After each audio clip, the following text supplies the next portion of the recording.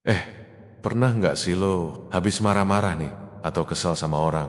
Terus sejam kemudian pas udah ademan dikit, lo nyesal sendiri. Mikir, anjir, kenapa gue tadi ngomong gitu ya? Atau harusnya tadi gue nggak usah sekasar itu.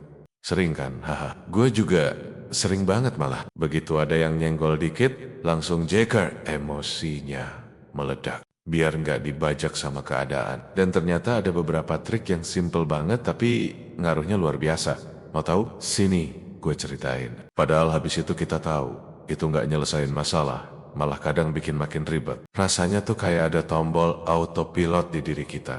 Nah, gue beberapa waktu ini belajar dan nyoba-nyoba beberapa cara biar remote control emosi ini bisa kita pegang lagi. Stop, jangan ngomong apa-apa dulu. Trik kepala dingin pertama, ini yang paling dasar tapi sering dilupain.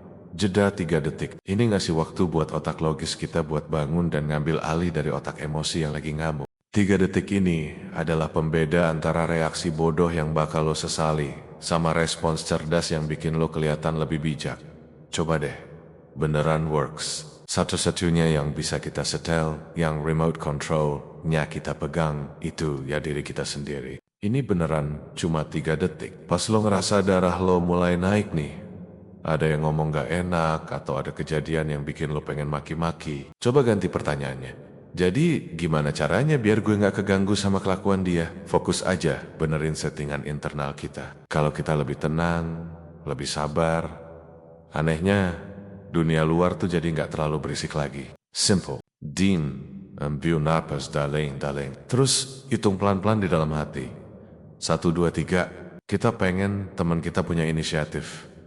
Kita pengen bos kita ngasih kerjaan yang kita suka. Coba deh, lain kali kalau mulai cemas atau marah, tanya ke diri sendiri, tunggu, ini kejadian beneran, atau cuma asumsi gue doang. Belajar misahin fakta dari fiksi di kepala itu ngebantu banget buat tetap waras. Kita berusaha ngontrol dunia luar, dan akhirnya kita yang stres sendiri. Jadi orang yang lebih tenang tuh bukan berarti jadi orang yang lemah atau pasrah.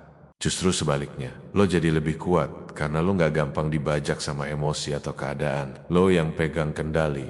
Cuma itu, 3 detik ini kayak tombol pos ajaib. Gak ada gunanya sama sekali. Cuma bikin hidup kita jadi bau, berat, dan kotor. Kita pikir dengan benci sama orang itu. Kita lagi ngehukum dia. Padahal, yang lagi kita siksa itu diri kita sendiri. Dia mungkin udah lupa, udah hidup enak. Kita di sini masih ngos-ngosan mikirin dia. Rugi bandar kan? Kedua, kita sering capek sendiri karena nyoba ngatur orang lain. Hadiah biar kita bisa buang sampah itu, terus jalan lagi dengan lebih enteng. Ya kan? Kita pengen pacar kita ngertiin kita tanpa kita harus ngomong. Coba aja mulai dari yang paling gampang. Dari si jeda 3 detik itu. Padahal kan gak mungkin. Jadi, daripada ngabisin energi buat mikir, gimana caranya biar dia berubah? Ketiga, hati-hati sama sinetron di kepala kita sendiri. Seringnya kita marah tuh bukan karena kejadian aslinya, tapi karena cerita yang kita karang di kepala kita. Contoh paling gampang, pacar nggak bales chat 2 jam. Kejadian aslinya, HP-nya mungkin mati, atau dia lagi meeting. Sinetron di kepala kita, dia pasti lagi sama cowok lain. Dia udah nggak peduli sama gue. Ini semua bakal berakhir. Lihat kan, bedanya kita marah sama cerita horor yang kita sutradarai sendiri. Keempat, soal dendam dan benci. Nyimpen dendam tuh beneran kayak kita meluk sampah. Memaafkan itu bukan buat mereka. Memaafkan itu hadiah buat diri kita sendiri. Intinya sih gitu. Ini semua latihan bro. Kayak main gitar atau olahraga. Awalnya pasti kaku dan susah. Tapi makin sering dilakuin, makin jadi kebiasaan. Lo bakal kaget sendiri sama hasilnya. Oke, sip. Gue cabut dulu ya. Ngobrol lagi kita nanti. Ciao.